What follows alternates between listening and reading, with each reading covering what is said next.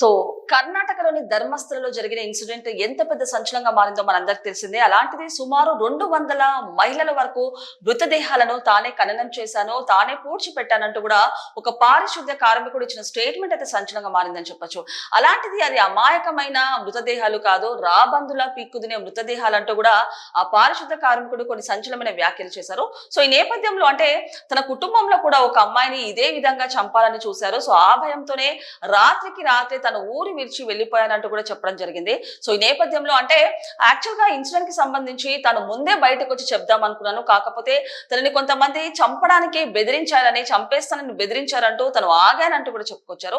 So ఇప్పుడు చూసుకుంటే గనక అంటే పాప భీతితోని తను బాధపడుతున్నానని, అంటే ఏవైతే మృతదేహాలు చనిపోయారో వాళ్ళందరూ గుర్తొచ్చి తనకు పాప భీతితో తను బయటికి వచ్చానని, అలాగే నిజాలు బయటకు వచ్చినా పర్లేదు, తను చనిపోయినా పర్లేదు, నిజాలు బయటికి రావాలి అండ్ అలాగే వాళ్ళందరికీ శాంతి, ఆ మృతదేహాలకి శాంతి చేకూరాలంటూ కూడా ఒకప్పుడు పారిశుద్ధ కార్మికుడు కొన్ని సంచలనమైన వ్యాఖ్యలు చేశారు. సో నేపథ్యంలో తను చెప్పిన విధంగానే సిట్ కానివ్వండి, ప్రభుత్వం కానివ్వండి, తవ్వకాలు అయితే 13 ప్రదేశాల్లో తవ్వకాలు జరిపారని చెప్పొచ్చు. అలాంటిది 2-3 ప్రదేశాల్లో ఎముకలు కానివ్వండి, అస్థి పంజరాలు కానివ్వండి, ఇలాంటివి అయితే దొరికాయి.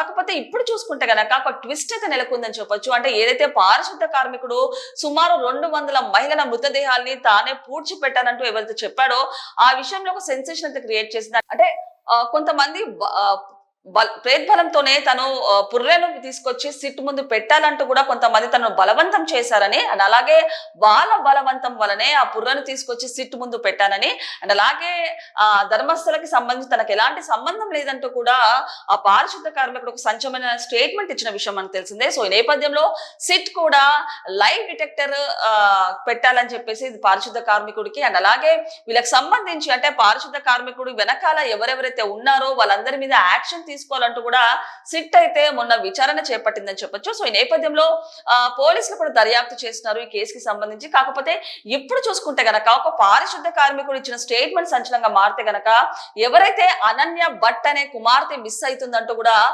సుజాత భట్ అనే వాళ్ళ అమ్మగారు అయితే కంప్లైంట్ కూడా చేశారు. అంటే 2003లో చూసుకుంటే గనక అనన్య భట్ స్నేహితులతో కలిసి ధర్మస్థల క్షేత్రంకి వెళ్ళింది. సో అప్పుడు చూసుకుంటే గనక తన కుమార్తె కనిపించకుండా పోయింది. కాకపోతే పోలీసులకి కంప్లైంట్ చేసినా, పోలీసులకు ఫిర్యాదు చేసినా పట్టించుకోలేదని, సో ఈ నేపథ్యంలోనే తాను కామ్గా ఉన్నానంటూ కూడా చెప్పుకొచ్చారు. సో ఎప్పుడైతే పారిశుద్ధ కార్మికుడు ఇన్సిడెంట్ కి సంబంధించి బయట పెట్టారో అప్పుడు సుజాత భట్ కూడా బయటకు వచ్చి తన కూతుర్ని కేసు కూడా దర్యాప్తు చేయాలంటూ కూడా చెప్పారు. సో ఈ నేపథ్యంలోనే పోలీసులు కూడా ధర్మస్థల క్షేత్రం కేసుతో పాటు అనన్య భట్ కేసుని కూడా దర్యాప్తు చేస్తారని చెప్పొచ్చు. కాకపోతే ఇప్పుడు సుజాత భట్ చూసుకుంటే గనక సేమ్ అలాగే, అంటే ఎవరైతే పారిశుద్ధ కార్మికుడు ఏదైతే ట్విస్ట్ ఇచ్చాడో, మాట మార్చాడో, యూటర్న్ తీసుకున్నాడో, అదే విధంగా సుజాత భట్ కూడా యూటర్న్ తీసుకున్నట్టు తెలుస్తుంది. అంటే తనకి అనన్య భట్ అనే పేరుతో అసలు కూతురే లేదని, అదంతా కట్టు కదా అంటూ కూడా తను చెప్పడం జరిగింది. సో ఎవరైతే ధర్మస్థల క్షేత్రంతో ఆ కేసులో సంబంధం ఉన్న వాళ్ళే తనతో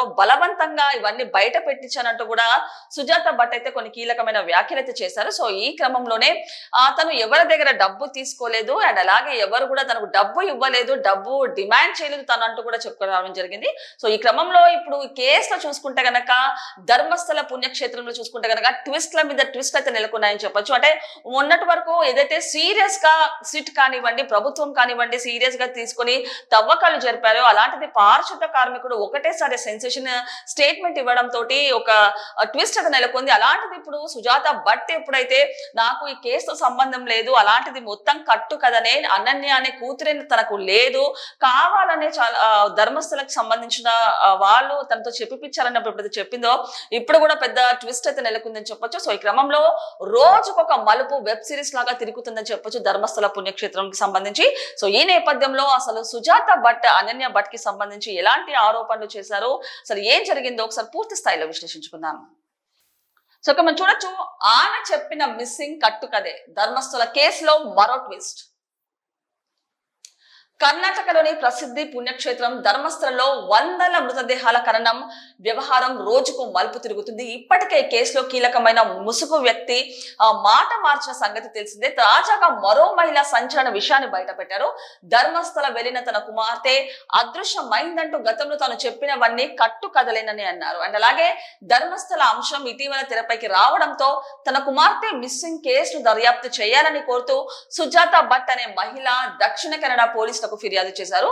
2003లో స్నేహితులతో కలిసి ధర్మస్థలకు వెళ్లిన తన కుమార్తె అనన్య భట్ కనిపించకుండా పోయిందని ఆమె తెలిపారు. అప్పట్లో ఫిర్యాదు చేస్తే పోలీసులు పట్టించుకోలేదని ఆయన తనను బెదిరించి పంపించారని ఇటీవల ఆవేదన వ్యక్తం చేశారు. సో దీంతో పోలీసులు కేసు నమోదు చేసి ధర్మస్థల కేసుతో పాటుగానే దర్యాప్తు చేపట్టారు. సో ఈ క్రమంలో శుక్రవారం ఆమె ట్విస్ట్ ఇచ్చారు. సో తాను చెప్పిందంతా కట్టు కదే అంటూ ఒక యూట్యూబ్ ఛానల్ తో మాట్లాడుతూ వెల్లడించారు. అదంతా నిజం కాదు, అనన్య భట్ పేరుతో నాకు కుమార్తె లేదు, ధర్మస్థల కేసుతో సంబంధం ఉన్న ఇద్దరు వ్యక్తులు నాతో ఇలా చెప్పించారు. 2003లో కుమార్తె కనిపించకుండా పోయిందని చెప్పమన్నారు. అనన్య అదృశ్యం అంటూ బయటకు వచ్చిన ఫోటోలు కూడా సృష్టించినవే, అదంతా అసత్య ప్రచారమే అని సుజాత భట్ పేర్కొన్నారు. సో ఈ క్రమంలో చూసుకుంటే అంటే ఏదైతే పారిశుద్ధ కార్మికుడు ఒక ట్విస్ట్ ఇచ్చాడో అంటే మాట మార్చాడో అదే విధంగా సుజాత భట్ కూడా మాట మార్చినట్టు తెలుస్తుంది. అంటే అనన్య భట్ మిస్ అయిందంటూ 2003లోనే ఫిర్యాదు చేశాను, కాకపోతే ఎవరు పట్టించుకోలేదు అండ్ అలాగే బెదిరించారు పోలీసులు అంటూ కూడా సుజాత భట్ మొన్న ఒక స్టేట్మెంట్ ఇచ్చారు. అలాంటిది అనన్య భట్ కేసు కూడా ధర్మస్థల కేసుతోనే దర్యాప్తు చేశారని చెప్పొచ్చు. కాకపోతే ఎప్పుడైతే మళ్ళీ సుజాత భట్ వచ్చేసి తనకు అసలు అనన్య అనే పేరుతోనే కూతురు లేదు, అదంతా కట్టు కదనే అంటూ కూడా యూట్యూబ్ ఛానల్ కి ఇచ్చిన స్టేట్మెంట్ ఇప్పుడు సంచలనంగా మారిందని చెప్పొచ్చు. సో ధర్మస్థల క్షేత్రంతో ఎవరైతే సంబంధం ఉన్నా కేసులో సంబంధం ఉన్న కొంతమంది వ్యక్తులు తనను బలవంతంగా ఇలా చెప్పించారంటూ కూడా చెప్తుంది. అండ్ అలాగే ఏవైతే ఫోటోలు రిలీజ్ చేశారో, ఏవైతే ఫోటోలు బయటకు వచ్చాయో అవన్నీ కూడా సృష్టించినవే, అవన్నీ నిజం కాదు, అవన్నీ కట్టు కదలే అంటూ కూడా ఏదైతే సుజాత భట్ చేసిన స్టేట్మెంట్ ఇప్పుడు సంచలనంగా మారిందని చెప్పొచ్చు. సో ఈ క్రమంలో ధర్మస్థల పుణ్యక్షేత్రం కేసు అయితే రోజుకు ఒక ట్విస్ట్ నెలకొంది, రోజుకు ఒక మలుపు తిరుగుతుందని చెప్పొచ్చు. సో నెక్స్ట్ చూసుకుంటే కనుక ఇలా కట్టుకథ చెప్పినందుకు నేను ఎవరి దగ్గర డబ్బు తీసుకోలేదు, ఎవరి డబ్బులు కావాలని డిమాండ్ చేయలేదు, మా తాతగారికి చెందిన కొంత భూమిని ధర్మస్థల ఆలయ అధికారులు తీసుకున్నారు, మా సమ్మతి సంతకాలు లేకుండానే దాన్ని బదలాయించుకున్నారు. సో ఆ ఆస్తి విషయం తేల్చుకునేందుకే నేను వారు చెప్పింది చేశా అని ఆ మహిళ వివరించారు. అయితే తాను ఎంత పెద్ద తప్పు చేశానో తర్వాత తెలిసిందని సుజాత తెలిపారు. సో అందుకే ఇప్పుడు బయటకు వచ్చి నిజం చెప్పానన్నాను. కర్ణాటక ప్రజలు ధర్మస్థల భక్తులు తనను క్షమించాలని కోరారు. సో ధర్మస్థలలో వందల మృతదేహాలను ఖననం చేశానని ఒకప్పటి పారిశుద్ధ్య కార్మికుడు భీమా సంచలన ఆరోపణలు చేసిన సంగతి తెలిసిందే. దీంతో అప్పుడు చెప్పిన చోట తవ్వకాలు చేపట్టగా కొన్ని కళేబరాలు అస్థి పంజరాలు లభించాయి. అయితే ఈ కేసు కొనసాగిస్తుండగా ఇటీవల అతడు ఉన్నట్టుండి మాట మార్చాడు. నాకు ఒకరు పుర్రెను ఇచ్చి సిట్ అధికారులకు ఇవ్వాలని సూచించారు. సో న్యాయస్థానంలో ఆర్జీ కూడా వారే వేయించారు. నేను 2014 నుంచి తమిళనాడులోనే ఉంటున్నాను తెలిపాడు. దీంతో వ్యవహారం మరుపు తిరిగింది. అలాంటిది అంటే ధర్మస్థల పుణ్యక్షేత్రంకి సంబంధించి కేసు అయితే ప్రభుత్వం కానివ్వండి పోలీసులు సీరియస్ గానే తీసుకున్నారని చెప్పొచ్చు. కాకపోతే ఆ తవ్వకాలు అయితే ప్రారంభించారు, ఎవరైతే ముసుగు మనిషి చెప్పిన విధంగానే తవ్వకాలు ప్రారంభించారు. ఆ తవ్వకాలు చూసుకుంటే కనుక కొన్ని అస్థి పంజరాలు ఎముకలు కూడా దొరికాయని చెప్పొచ్చు. కాకపోతే ఎప్పుడైతే సిట్ విచారణ వేగవంతం చేసిందో, ఎప్పుడైతే వెళ్తుందో స్పీడ్ గా వెళ్తుందో ఆ టైంలోనే పారిశుద్ధ కార్మికుడు ఇచ్చిన ట్విస్ట్ అయితే ఇప్పుడు సంచలనంగా మారిందని చెప్పొచ్చు. అంటే కావాలని ఒక పుర్రనిచ్చి సిట్ ముందు చూపించాలని సుట్టు ముందు పెట్టాలంటూ కూడా కొంతమంది యువకులు తనని బలవంతం చేశారని, అంతేగాని తనకి ధర్మస్థలకి తనకి ఎలాంటి సంబంధం లేదంటూ కూడా పారిశుద్ధ కార్మికుడు ఇచ్చిన స్టేట్మెంట్ సంచలనంగా మారింది. అలాగే సుజాత భట్ అనన్య భట్ కి సంబంధించిన కూతురు గురించి చెప్పిన మిస్సింగ్ కేసు అంతా కట్టు కదనే, తనకు సంబంధం లేదు, అసలు తన పేరుతో కూతురే లేదు. అలాగే విషయానికి సంబంధించి ధర్మస్థల కేసుకు సంబంధించిన వారే తనను బలవంతం చేసి ఇలాంటి స్టేట్మెంట్ చెప్పిపించారంటూ కూడా తను యూట్యూబ్ లో చెప్పిన స్టేట్మెంట్ అయితే ఒక కీలకంగా మారిందని చెప్పొచ్చు. అలాంటి తను ఎవరి దగ్గర డబ్బు తీసుకోలేదు, ఎవరి దగ్గర డబ్బు డిమాండ్ చేయలేదు ఇలాంటికి సంబంధించి. సో ఈ నేపథ్యంలో ఫొటోస్ కూడా ఏవైతే రిలీవ్ అయ్యారో దానికి కూడా తనకి సంబంధం లేదు, అవన్నీ సృష్టించినవే ఫేకే అంటూ కూడా తను చెప్పడం జరిగింది.